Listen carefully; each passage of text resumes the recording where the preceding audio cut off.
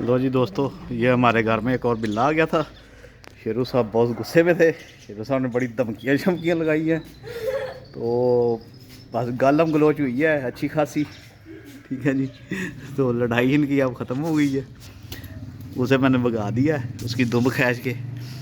तो शेरू साहब अब बैठे हुए हैं, अब देख रहे हैं, बड़े गुस्से में हैं अभी तक। शेरू साहब ने ठीक ठाक गालियाँ दी हैं उसे।